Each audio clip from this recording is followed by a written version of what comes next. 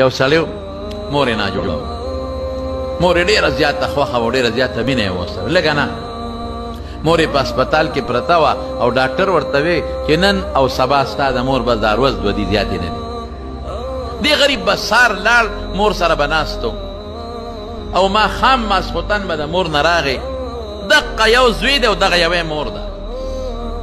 د شپې خو خدای زه دې مور سره څوک او خدای ته به یې جړل د مور دپاره سار به لاړ څه پیمې به یې وړل او ماسخوتن به ترې راغی مور یې په هسپتال کې او ډاکټران ورته وي دا بوځه زه کوم خوا بوځم دا مور خدمت به یې څوک کوي بس دلته به جړل به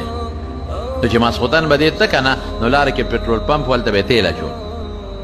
و دی روان دی مور یې سخته او ډاکټران ورته وایي چې ورځ دوه دی ژوند یې زیات نشته دی روان دی شپې له کور ته چې زه خو ورام وروایا پی وله تیار کړم او سار وله راوړم نو لار کې پټرول پمپ کې ودرېده نو یو سوالګرې سړی راغی غریب چې هغه راغی نو هغه ورته وی لاسونه یې وی ډېر زیات عجیزه یم بچي مې نار دی او د خدای دپاره ماله څه پیسې ده نو د جیب کې هر څونه پیسې چې وی غیر راواغېښتې په مور هم خرچه کېږي او هغه سوالګرې لی ورکړې دا واله و یار بچې یو کار وکړورې مور مې ډېره زیاته ناجوړه او زما په ویړه دنیا کې دغه یو مور ده واقعي مور ډېر عجیبه شی وي د مور د درد نه دی خدای تاسو ساتي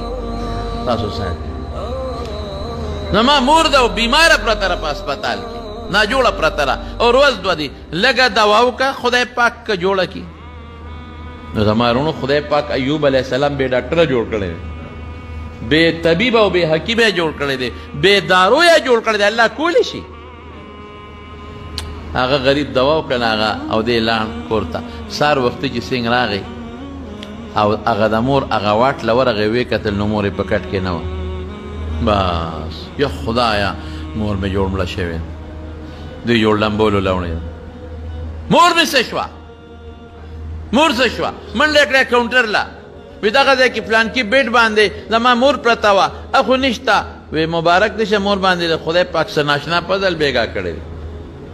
وی څه پدل پې شوی دی وی ډاکټرانو خو ټولو لیکلو چې روز دوه ورځې ژوند دې زیات نشته دی خو بیګا د شپې د مور ښه شوې ده پېشمني نوره ښه شوې ده سارې خپې کوزې کړي دي اوس ډاکټرانو واک له بوتلې د ګرځي بار اوهو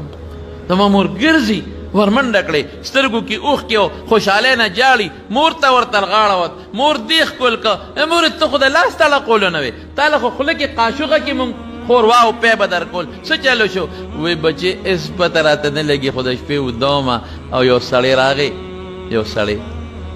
او ما ته وی زه ستا د بچي صدقه یمه زه ستا د بچي صدقه یمه او د مټې ونیوم چې پاسه وی کټ کې کېنولم لاس مې هم کار شروع کړه خپې مې هم کار شروع کړې وی کوزه شه کوزه شوم او ټیک ټاک شوم صدقه ډېر قیمتي شی دی